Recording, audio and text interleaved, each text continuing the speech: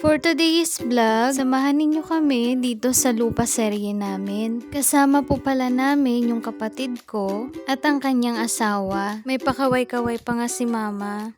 At ayan naman si Papa magsisimula ng magkorte ng kahoy na gagamitin sa bakod. Kahoy nga po pala muna guys yung magiging poste ng bakod namin. Pero sa sunod guys ay ipapasemento ko yung bakod namin. Yan nga pala yung kapatid ko guys. Sabi ko nga sa kanya mag-hi siya. Nagsungit pa nga.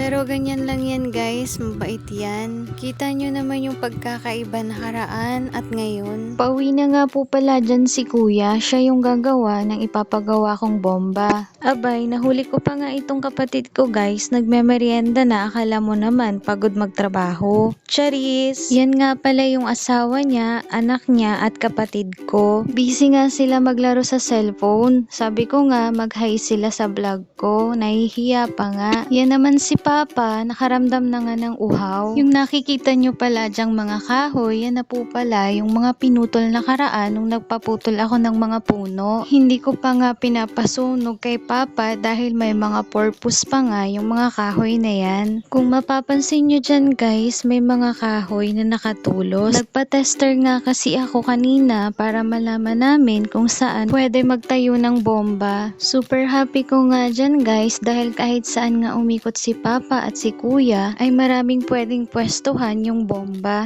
Tumulong na nga ako dyan kila Papa at sa asawa ng kapatid ko. Ayan naman si Mama nakaupo lang, akala mo naman pagod na pagod. Charis! Inutusan ko na nga dyan yung kapatid ko na siya na nga muna ang mag-video. Konting sipag pa at konting tiyaga ay makakamit mo nga yung pangarap mo sa buhay at sa pamilya mo. Pangarap ko lang noon na magkalupa kami. Finally, inaapakan na namin at binubuo na namin yung pangarap naming bahay sa sarili naming lupa. Kaya sa mga katulad kong mapangarap sa buhay, ipagpatuloy nyo lang yung pangarap nyo sa buhay as long as na wala kayong tinatapakang ibang tao. At higit sa lahat, huwag nating kakalimutang manalangin kay Lord at i-guide ka pa niya sa lahat ng mga pangarap mo sa buhay at sa pamilya mo. Yun lang muna guys. Thank you for watching. See you in my next mini vlog. Bye-bye!